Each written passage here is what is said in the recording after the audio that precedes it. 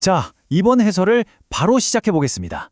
오늘 우리는 교실에서 학생들의 학습을 성공으로 이끄는 이른바 궁극적인 다리를 놓는 방법에 대해 깊이 파헤쳐 볼 텐데요. 핵심은 바로 비고치키의 근접 발달 영역, 즉 ZPD를 활용한 수업 설계 전략입니다. 교사의 입장에서 우리 아이들의 인지 발달을 어떻게 실질적으로 끌어올릴 수 있을지 구체적인 사례와 전략들을 통해 아주 흥미롭게 짚어보겠습니다. 오늘 우리가 다룰 핵심 포인트들입니다. 학습의 스위트 스폿을 찾는 것부터 시작해서 학생들의 발달 수준을 정확히 평가하는 방법, 실제 교실에 적용할 수 있는 비계 설정, 또 아주 중요한 인지 도구인 언어의 역할, 그리고 마지막으로 교사와 거시적 환경의 조화까지 쭉 이어서 살펴보겠습니다. 첫 번째, 학습의 스위트 스팟 찾기입니다. 사실 모든 선생님들이 교실 현장에서 매일같이 직면하는 아주 익숙한 딜레마에서부터 이야기를 시작해보죠. 수업을 하다 보면 어떤 학생은 너무 쉬워서 하품을 하고 있고 반대로 어떤 학생은 너무 어려워서 완전히 멘탈이 나가 있는 모습 자주 보시잖아요. 그렇다면 진정한 지적 성장이 실제로 일어나는 그 완벽하고 역동적인 중간 지점, 이른바 스위트 스팟은 도대체 어떻게 핀포인트로 찾아낼 수 있을까요? 여기서 진짜 중요한 개념이 바로 비고츠키가 말한 근접 발달 영역 ZPD입니다. 이게 단순히 고정된 어떤 목표 점수가 아니에요. 아이가 혼자서 해낼 수 있는 실제적 발달 수준과 유능한 누군가의 도움을 받아 닿을 수 있는 잠재적 발달 수준, 바로 그 사이의 공간을 뜻합니다. 즉, 현재의 능력을 독립적인 학습 능력으로 확장시켜주는 능동적인 다리인 거죠. 두 번째, 학생의 두 가지 발달 수준 평가하기입니다. 튼튼한 다리를 지으려면 당연히 양쪽 끝에 간격이 얼만지부터 재야겠죠. 학생이 현재 어디에 서 있는지 평가할 때의 핵심은 아이의 능력을 두 가지로 아주 날카롭게 구분해야 한다는 겁니다. 첫째, 아무 도움 없이 완전히 혼자서 문제를 푸는 실제적 발달 수준. 둘째, 선생님인 여러분이나 똘똘한 짝꿍이 살짝 힌트를 줬을 때 어디까지 치고 올라올 수 있는지를 보는 잠재적 발달 수준. 이 두 가지를 명확히 분리해서 파악해야 합니다. 비고츠키는 학습이 바로 이 근접 발달 영역 안에서 일어날 때 최고로 효과적이라고 했거든요. 이걸 알아내려면 일단 힌트 없이 독립적으로 한번 풀어보게 하고 막힐 때 가이드를 줘서 어떻게 반응하는지를 테스트해보세요. 이렇게 하면 애들이 이미 다 아는 걸 시켜서 아까운 시간을 날리거나 반대로 당장 절대 불가능한 과제를 줘서 좌절감만 안겨주는 수업 설계의 실수를 완벽하게 피할 수 있습니다. 세 번째, 실제 수업에서의 비계 설정입니다. 학생들의 수준을 파악했다면 이제 본격적으로 다리의 뼈대를 세어봐야죠. 구체적으로 어떻게 비계 설정을, 즉 스캐폴딩을 할 수 있을까요? 먼저 어려워하는 아이를 자신보다 유능한 또래와 짝지어 주세요. 그리고 선생님은 타겟이 명확한 단계별 가이드를 주시는 겁니다.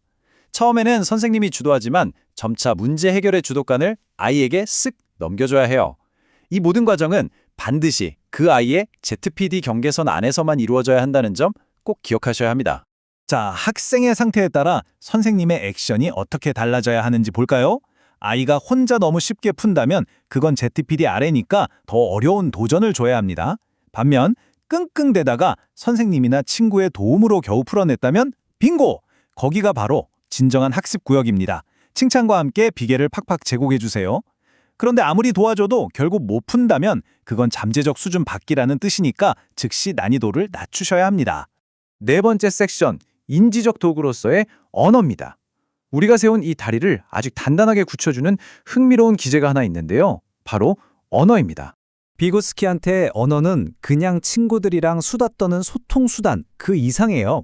언어는 바깥에서의 사회적 경험을 학생 내부의 복잡하고 독립적인 생각으로 완전히 탈바꿈시켜주는 지적 성장의 가장 핵심적인 인지도구입니다.